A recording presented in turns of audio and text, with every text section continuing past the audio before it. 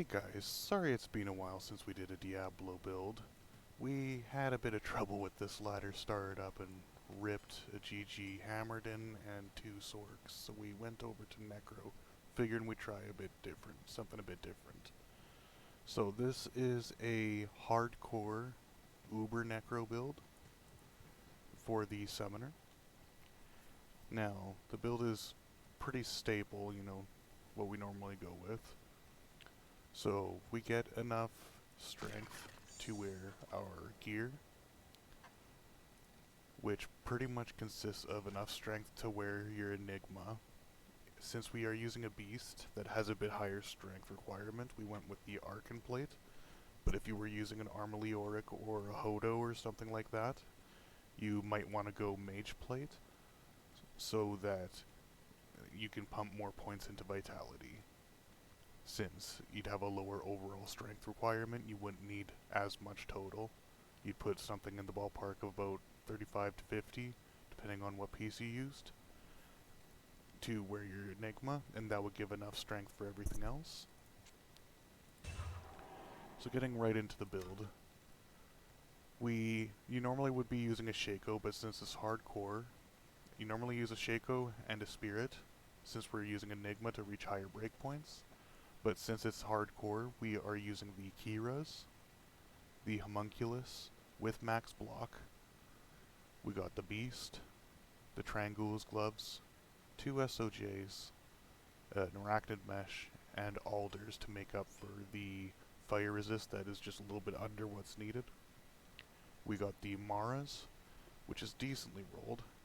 We got our Annie, our Torch, and basically all our summon GCs. Now, the build is pretty simple. I'll show you how it works in a sec here. So against stats, enough strength to wear your Enigma, enough dex to wear your gear. If you're in hardcore, I would highly recommend using a Homunculus over a Spirit, and then pumping up the dex to max block, and everything else gets dumped into Vitality. Moving on to our skills, we have our Raise Skeleton and Skeleton Mastery maxed out. We have 1 into all our other prerequisites to reach Revive. We have 1 into Summon Resist, 1 into Golem Mastery. You are going to want to get an Insight. Any of them really work, because it doesn't matter the damage or the rolls. You can see that I have a couple just extra spares kicking around in case our Iron Golem dies. And you make it out of him. He gives us our Insight aura, freeing up our Merc. Now, normally, your best in slot would be Infinity, just regardless. You would have a Treachery or a Fortitude. I like Treachery. And you would normally have an Andy's Visage. I've been using the G-Face though, and since my Merc isn't... oh, I guess he is high enough now to wear the Andes. So let's go slap that on him. I'll put that to good use. Yeah, you will. Pick up the G-Face, huck it back in the stash. But that's all for Crushing Blow. I have an Obedience since I can't afford an Infinity right now, which gives the same amount of Crushing Blow, still pretty decent damage. All of that for the Life Leech. You got the all res there. And that's pretty standard. So, with all of that being said, we went out into the Bloodmoor to get our Skellies up. We went over our summon skills. We get 1 into all our prerequisites for Bone Prison. Now normally you would go straight into Max and Corpse Explosion, and then put light points into your Bone Armor and so on.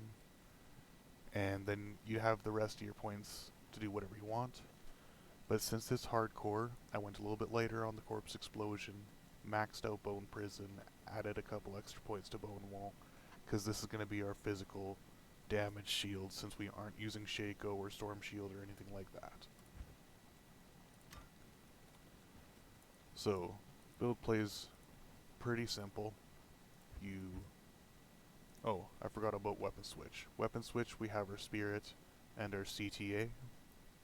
It does buff the skeletons, but not a supreme amount, but it's very nice for bumping our health up.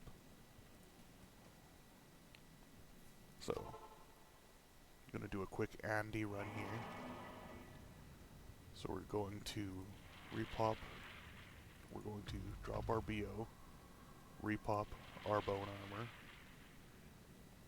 and normally I TP with this because it has the extra skills. We still have our reses maxed, and it has that extra FCR from the spirits since the homunculus is missing that. So we are just going to teleport through here. Now T stomping, teleport stomping. As you can see, all our skeletons split up. We do one teleport, everything groups up, and if you do that beside an enemy, they will all attack at once, like this. You can see it just got instantly melted, and granted that was a bit of a weaker monster. If you haven't used this kind of build before, I'd recommend practicing on weaker bosses, stuff like Hell and Ariel, before you take this to Ubers, because you don't want to click on them, you want to click beside them in the range, kind of like that for the throw, or instead of clicking on him, we click there.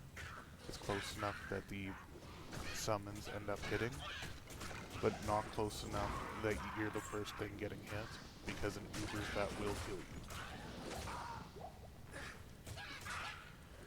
So, moving on, we're going to switch back to our fanaticism with the beast and the homunculus. Repop a bone armor, get any skellies we're missing.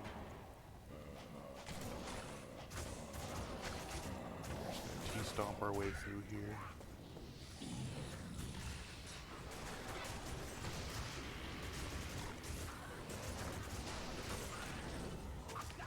Get rid of some of this other extra stuff.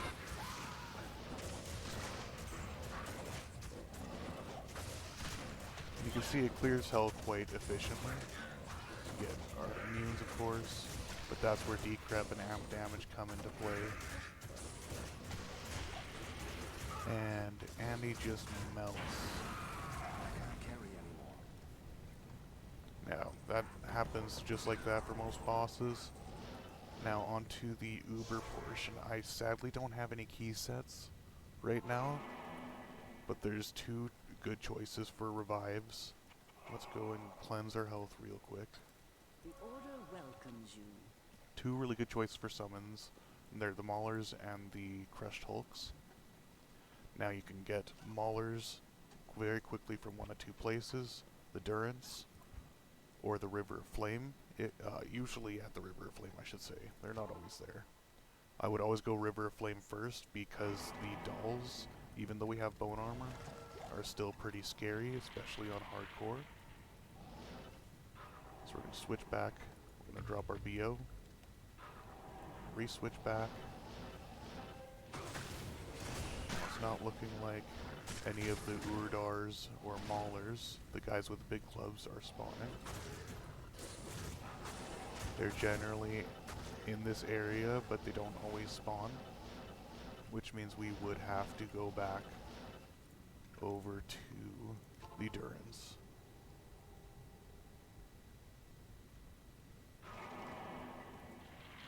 Now, I have seen videos, I haven't done it myself, of people running Ubers with just a crap ton of cows. I'm not sure if that was on official servers or pluggy, which is plugin for and mod for single player offline. So I would say if you're softcore, you could experiment with that without fear of losing anything. I really should just start making my builds on softcore.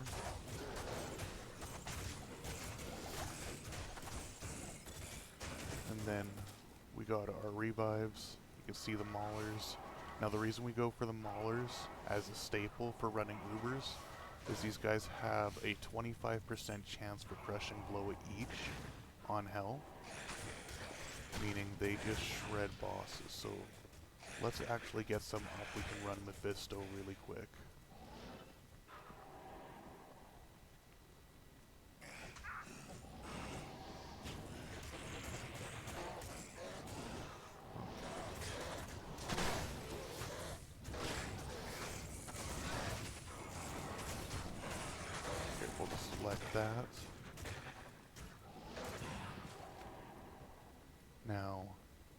We can have a lot more. We can have 22 with this build, even more if we choose to max out revive.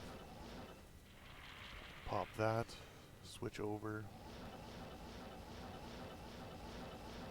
No way, that's it. It's never... Yeah. Good way to find your way through Durance nice and easily. That's our level 3. You can see the waypoints over there. It's always to the left, or usually is. There's the odd time that it isn't. Now, while we still have these guys, TP there, T-stomp. Reposition these guys because they don't seem to be wanting to attack them. Pull them away.